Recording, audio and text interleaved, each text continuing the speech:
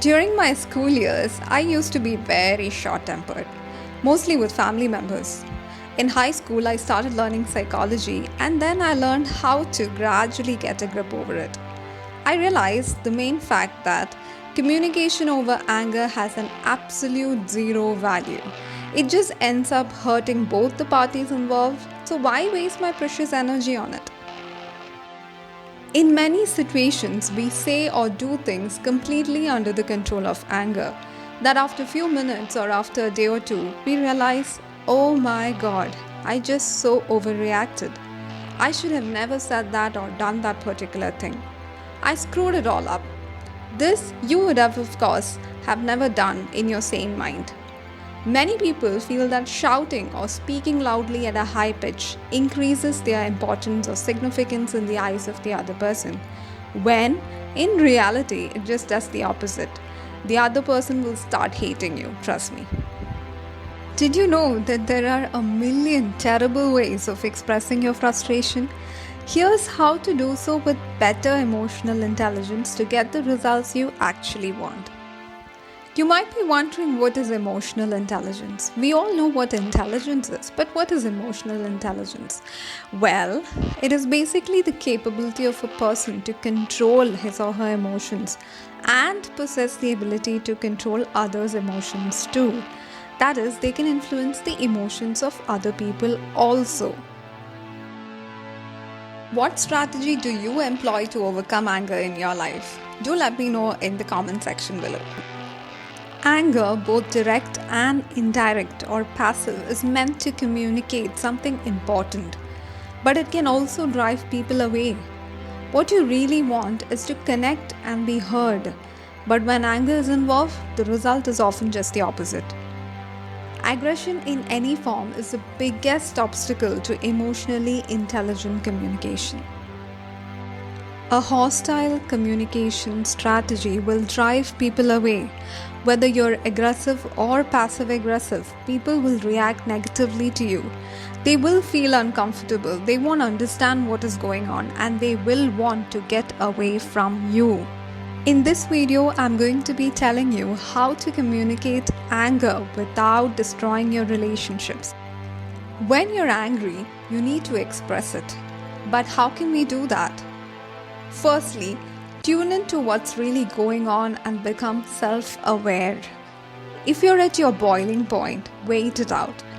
Though you'll be in a hurry to throw your frustration out, either directly or indirectly to someone's face, or in a text or email, your communication is not going to come out right. When we are angry, that's all we can think about. Our brain is literally hijacked. We know that when the emotion centers of the brain are highly active, we have a harder time to think logically. Cool your flames and you'll see more clearly and communicate more effectively. Breathe, take a walk, distract yourself with a funny movie, meditate, exercise, pray, do anything to help you regain your composure and a good perspective. Understand your emotion or identify your emotion. Figure out if you're really angry. Maybe you're just sad or hurt. Often we think we are frustrated with a person or situation, but the real situation is that we are actually feeling pain, rejection, or sorrow. Once you figure out what your emotion is, that's what you will want to communicate instead. It's very important to figure out the cause of your anger instead of blaming. It's too easy to blame a situation or person for how we feel. You're hungry, tired, overworked, stressed, or unhappy in your marriage, and then you assign all the blame to the first person or situation you encounter, probably someone very close to you. In the process, you drive away the people you love the most. This makes things even worse. What's more, you're still frustrated since they weren't the true cause of your anger. Get curious. You might be wondering, what's the relationship between curiosity and anger? Well, there is one. Focusing on why you're angry, sad, or frustrated keeps you focused on just yourself. Research shows that negative emotions make us self-centered, There's no room for another person's perspective because you're so locked in your own view of things. You probably aren't even considering what may be going on with the other person.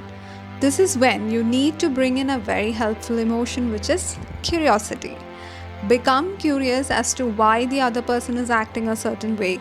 Instead of confronting them, ask them with genuine interest why they're doing what they're doing.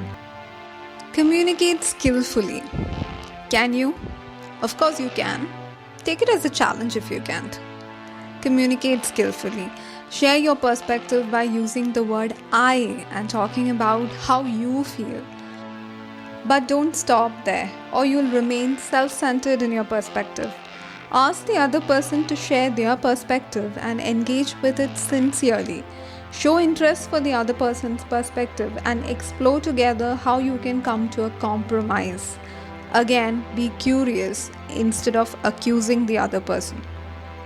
Are you dealing with someone passive-aggressive in your life? Here are a few ways to handle the situation. A typical example of passive-aggressive behavior would be, for example, asking your romantic partner, that is a husband or a wife, "Are you angry with me?" And then they go like, "No, I'm not angry with you," when it's so evident that they are angry in their voice tone.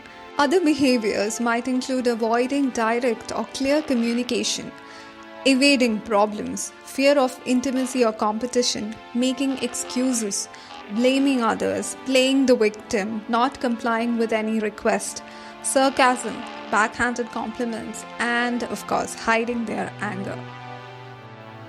How can you deal with this? Firstly, catch them red-handed.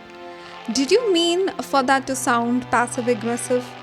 Ask them the question. It can quickly snap someone out of it. Catch them red-handed. They may rush to say, "Oh no." Then if you like, you can probe further to ask them if something is upsetting them. Invite a civil conversation that takes into perspective how they are feeling. Ignore them completely if possible. The other person is trying to get a point across and they're obviously being hostile, but you don't have to take that. If you can let it go, you'll be happier for it. Be compassionate and forgiving. The passive-aggressive or aggressive person is obviously frustrated and tense. That's not a comfortable or happy place to be. It's very hard to carry so much anger around with you.